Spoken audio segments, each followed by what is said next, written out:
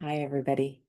I just wanted to do a video for you to explain a little bit about the structure of Introduction to Psychology, because it's a little bit different than most classes that you have taken, I would think.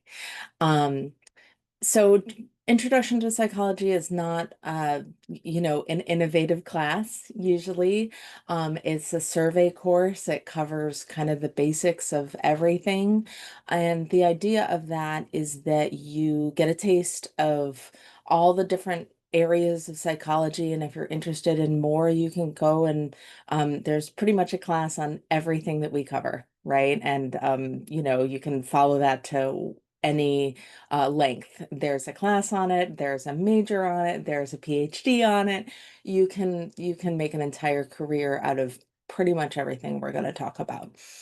So, as a survey course, usually it's not done with very much theming, right? Because we cover so much stuff that it's hard to create sort of a cohesive start in point A, end up in point F or whatever, because we're not going to Z, right? There's so much more to learn.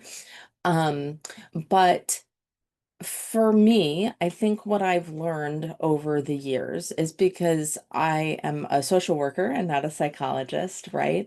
And so try to look at things from a broad overview standpoint.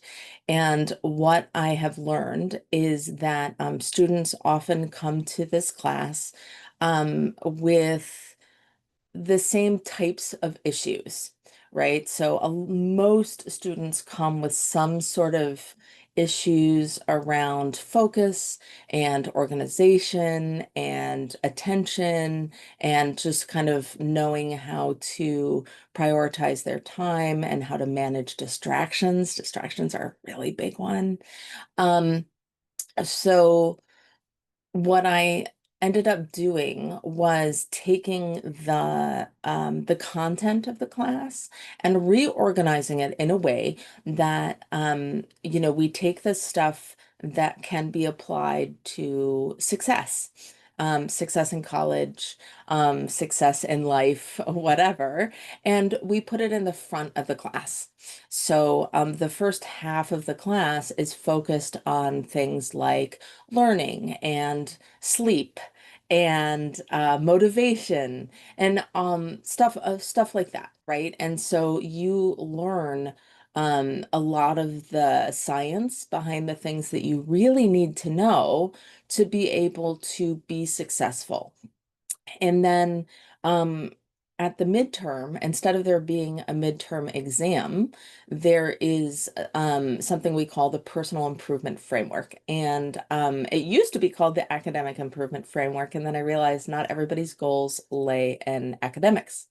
So now it's just a personal improvement framework. And the idea is that the last assignment before the framework is you are setting some SMART goals, and you can Google what a SMART goal is if you're curious now. And you're setting some SMART goals for yourself, and then your framework is designed to um, take those goals, and you're going to use the things that you've learned in the class to break them down into what you're going to do. And it's a fair amount of work. That's why it's your midterm, right? And then you're going to approach the second half of the class, which is topics that really don't pertain to that sort of personal success stuff, or at least not as directly. And you're going to take those goals and spend the second half of the class working on those goals. And if some of them are academic, then you will apply it directly to the class, right? But some of them are not going to be academic. Most people actually don't stick to just academics. And then, we just kind of see how it goes, right? And most students find that doing it this way, that applying the classwork to their own goals is really satisfying. and a really good way to thoroughly learn the material and to be able to apply it to their own lives, right? So that is the structure of the class. We and I also want to talk a little bit about why then um I don't allow AI use of any type in this course. And it's because if we are focusing on your personal improvement, right? If we're focusing on making it so that you're applying the class concepts to you, then there's no place for artificial intelligence in that, right? Your reflection should be your own. Your thought process about how this work applies to you should be your own. And a lot of times people say, well, I wrote it, but I didn't like that it wasn't polished, so I ran it through AI. Well, you will not find anywhere on any of the assignments in this course a requirement that your work be polished. This is not an English class.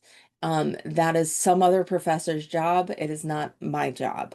My concern is that you understand the concepts, and I don't want your understanding of the concepts to be run through a chatbot. I just don't.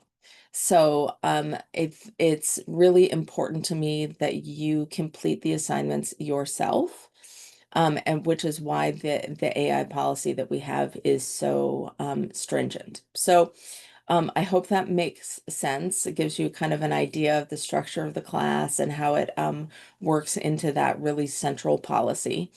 And if you have any questions about it at all, or you want to talk about it, or you're worried about your writing, you're used to being able to use AI to polish up your writing, let's talk. I'm happy to chat to you about that. Okay, thank you so much. Bye-bye.